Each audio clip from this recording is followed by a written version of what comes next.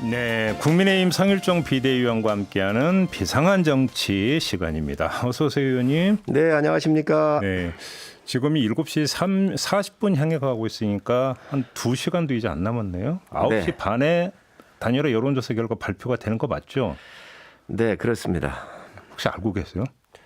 모르지요. 워낙 보안이 중요한 거라서 네. 어떤 것도 모릅니다. 아, 정말 모르세요? 예, 모릅니다. 그래요. 그러면 딱 9시 30분에 이제 봉투가 개봉이 되는 겁니까? 결과 봉투가? 그건 좀 시간적으로 다 정해져 있는 건 아닌데요. 합산하는 과정이 있을 거고 대략 한 9시 반 정도가 되면 그 결과가 나오지 않겠나 예측하고 있습니다. 그래요. 생각보다 근데 좀 빨리 조사가 이루어진 것 같아요.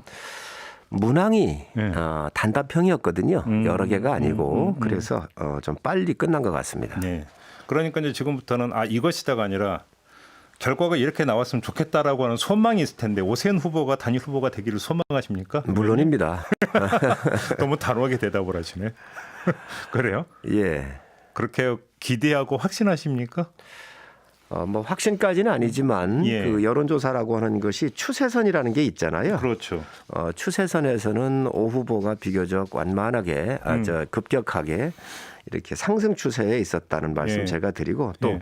정당 지지도도 예. 저희 당이 리얼미터 같은 데 보면 35% 이상 이렇게 상승하는 거로 봐서는 그 추세선에서는 기대해도 되지 않겠나 개인적으로 생각하고 있습니다. 그래요. 뭐 의원님께서는 또 이제 이 단일화 협상팀 멤버시기도 했으니까. 근데 이제 마지막에 그 10% 유선 전화 포기하고 100% 무선 전화를 받았잖아요. 예. 이게 지금 최종적으로 그 결단을 내린 주체가 누구예요? 오세훈 후보시죠. 오세훈 후보가? 예, 그렇습니다. 김종인 비대위원장하고는 혹시 얘기가 됐던 겁니까? 그 이후에 비대위원장님께서도 그 부분에 대해서 오 후보의 결정에 대해서 전적으로 지지를 하셨습니다. 그런데 방송이시니까 이제 국민들께서 좀 아셔야 될 부분이 있잖아요. 유선 전화를 섞는 게 맞습니다. 중앙선관위에서 조사학회, 통계학회에다가 용역을 줬어요. 그래서 이 무선 전화로만 여론조사하는 게 과연 정확한가 하고 이렇게 줬는데 다 이제 국가에 자금을 들여가지고 조사한 거 아니겠습니까?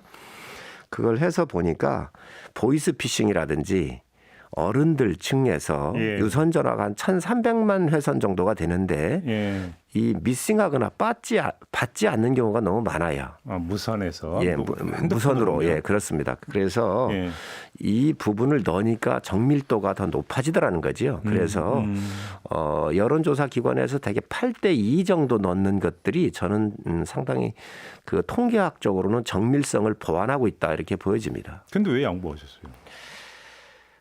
쫀쫀해 보이잖아요. 쫀쫀해 보여서? 예. 통 크게 보이려고?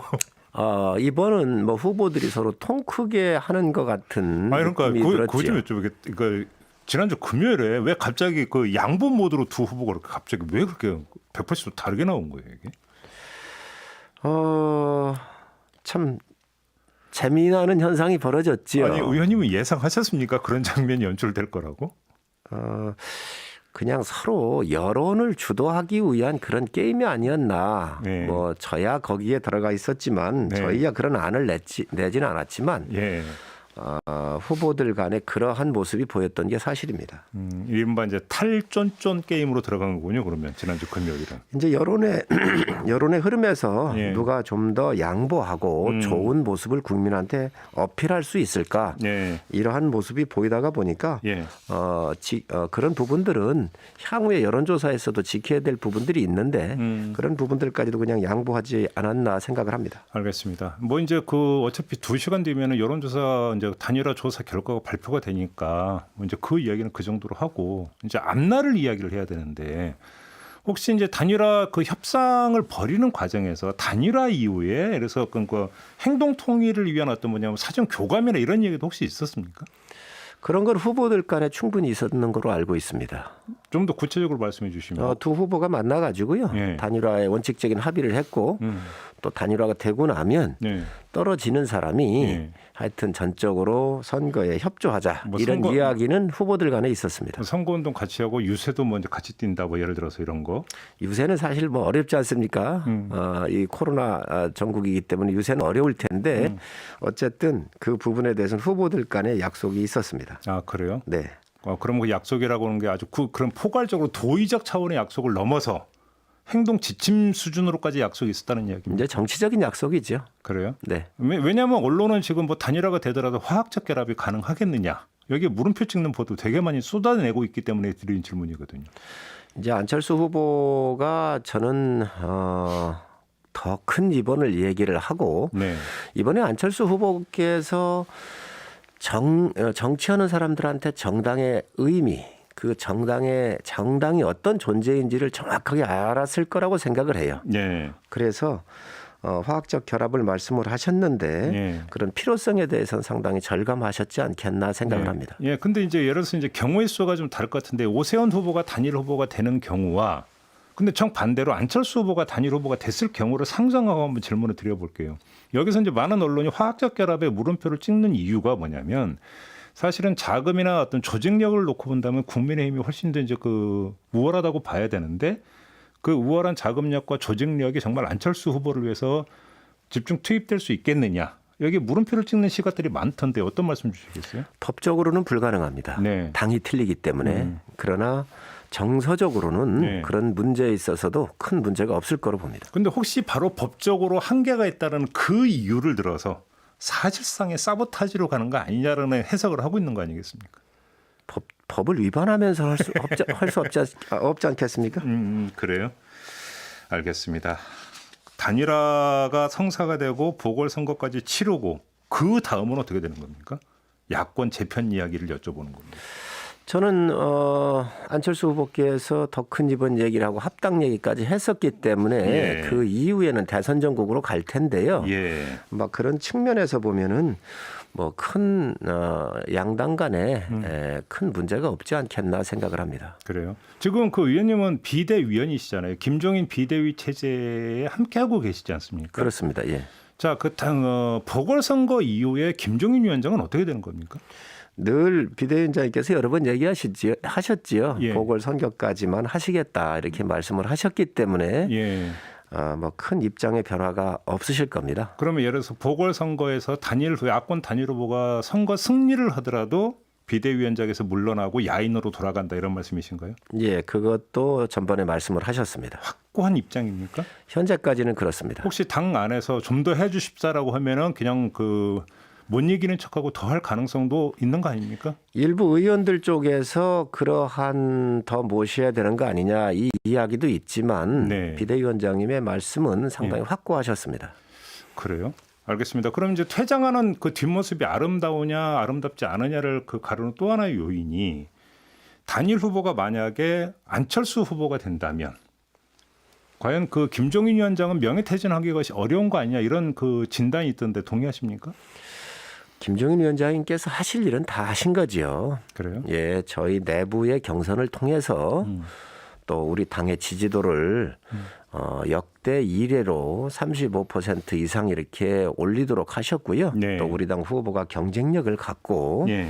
여기까지 올 수 있도록 하고 또 그동안 우리가 김종인 비대위원장께서 추진하셨던 호남과의 동행, 약자와의 동행, 예. 청년 여성과의 동행 이 3축을 통해서 당의 중도지대로 많이 이전을 했고 외연이 넓어지면서 당의 지지도가 올라갔었던 이런 부분들에 대해서는 우리 김종인 비대위원장님의 큰 역할이셨다 저는 평가하고 있습니다. 제가 그러면 한번 이렇게 질문을 드려볼게요. 그러니까 바로 그런 어떤 평가의 지분의 문제인데요. 자력갱생으로 이룬 어떤 성과와 반사이익의 성과의 비율을 나누신다면 어떻게 나눠주시겠습니까? 둘 다 함께 있는데 비율을 얘기하시는 것 같은데 5대 5입니까? 6대 3입니까? 저야 비대위원 아닙니까? 그러니까 좀 더 우리 비대위원장님한테 후한 점수를 드려야지요. 그래요? 한 7대 3 정도로 자력 경쟁이 높다고 보십니까? 아무래도 6대 4 정도 이상해야 되지 않겠습니까? 예. 7은 좀 과하다. 국민들께서 또 이 정권이 실정을 많이 하고 부정과 비리 특히 LH 사건 등을 비롯해서 여러 가지 문제점들이 나오니까 제1야당의 존재가 굉장히 중요하구나.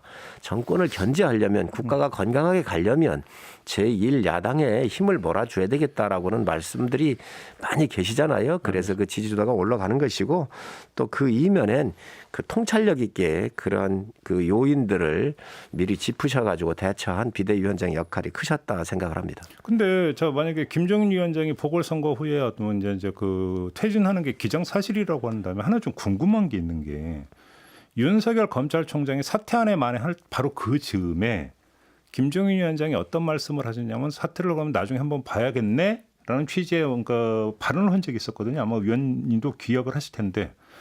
근데 뭐 그게 나중에라고 하는 게 이제 다들 보궐선거 이후로 생각을 했는데 비대위원장에서 물러난다면 윤석열 전 총장을 만날 이유도 없는 거 아닙니까? 비대위원장님께서 이제 물러나신다고 약속을 하셨는데 또 물러나실 겁니다. 그렇지만 국가 전체적으로 갖고 있는 그 비중이 크신 분이고요. 또 저희 당을 재건하고 또 국민들한테 리모델링하는 모습을 많이 보이셨기 때문에 저희 당에서도 우리 당이 갖고 있는 또 모시고 있는 굉장히 큰 어른의 위치적 지위에 있을 것이라고 생각을 합니다. 바로 그걸 여쭤보고 싶습니다. 큰 어른의 위치라고 하는 게 어떤 위치에서 어떤 그 직함으로 어떤 역할을 해야 된다고 생각하세요?